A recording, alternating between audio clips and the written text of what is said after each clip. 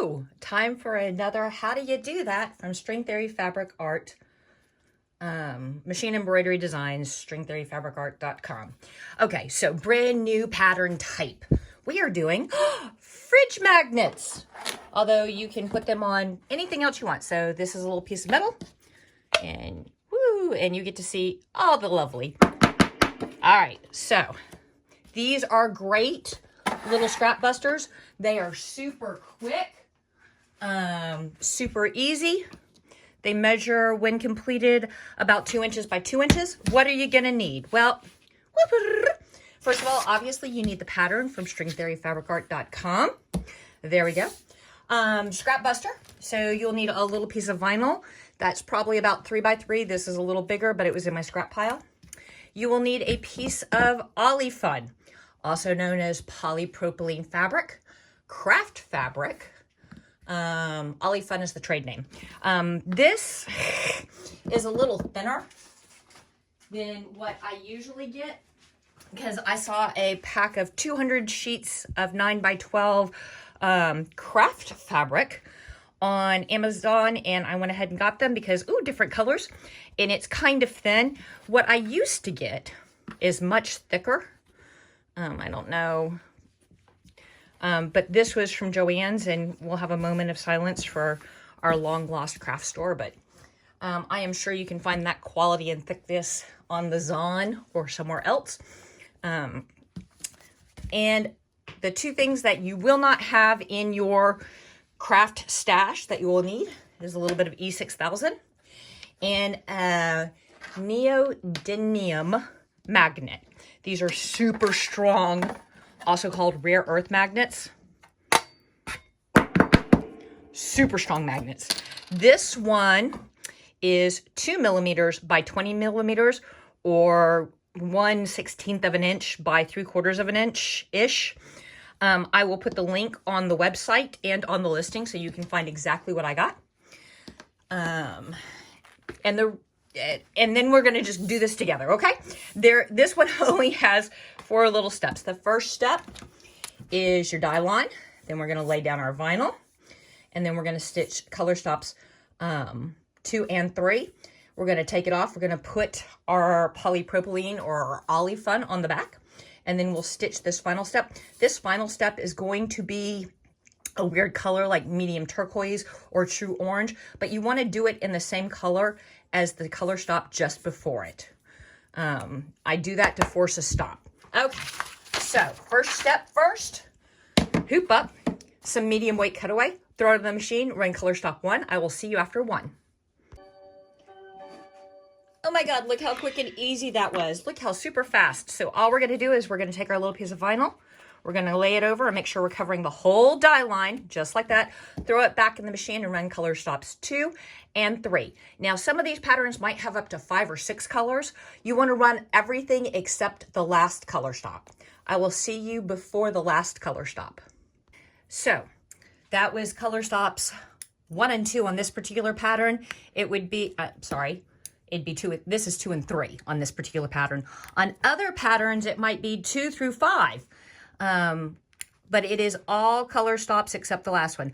While I'm sitting here cutting these little tails, because I am stitching on Athena today, and she desperately needs to have her cutter cleaned out, as you can tell. All these little tails are happening because her cutter hasn't been cleaned out today. So bad me. Let's talk about the whys on some things. First of all, let's talk about the olifun or the polypropylene. We need a super thin, non-fraying material. And let's go ahead and rule out a couple of things. Can I do it with felt? Yes, but you want to look for some of your thinner felt. While neodymium magnets or rare earth magnets are super strong, we want to make sure that there's good adhesion on the magnet. And the thinnest thing I found is polypropylene fabric. Ha ha ha. They use the word fabric, but it's not really fabric. It's just plastic. Can I use another piece of vinyl? Yes, same thing with as with the felt You want it to be super thin. If it's too thick, you decrease the strength of the magnet, and your fridge magnet or locker magnet or whatever you're using it for falls right on off. Now let's talk about why I am using E6000 instead of just putting the magnet right on the back of this and stitching the magnet to the design.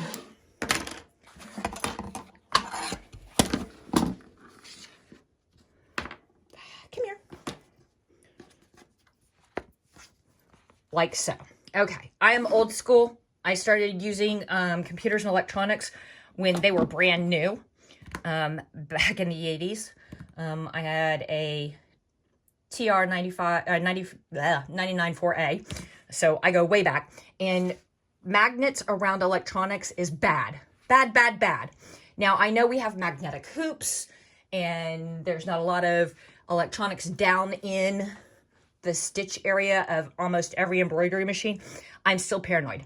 I don't want this magnet grabbing your needle plate. I don't want it messing up any of your electronics. So I have designed this so that we put the magnet in last without having any contact with your machine whatsoever. I know other designers go ahead and go, oh, just stitch it right in.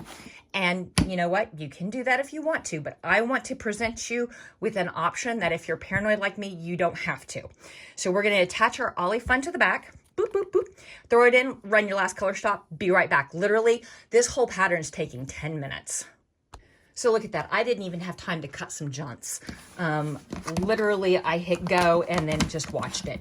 We are going to unhoop. Because I'm me, I like to cut down. So I'm not having to arm wrestle all of this extra material. And I can get in nice and tight and keep my lines straight. Let's get that out of your way. Now, where are my cutting scissors? Arg, there we go. And we are going to just 1/8 to 1/16 of an inch away from the edge. This is a raw edge pattern. And look at that. Nice little straight lines. I'm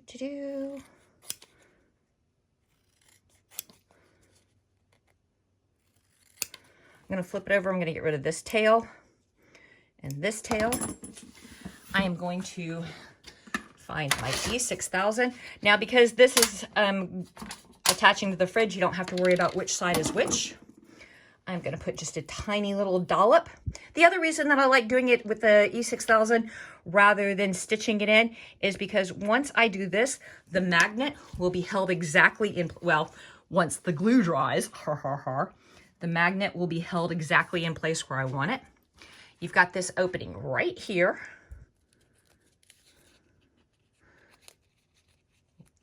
To slip your magnet in. I'm going to center it-ish. There we go. And now I'm going to take just a little bit more and I'm going to close the opening. And because earlier on our stitch, woo, come here, glue.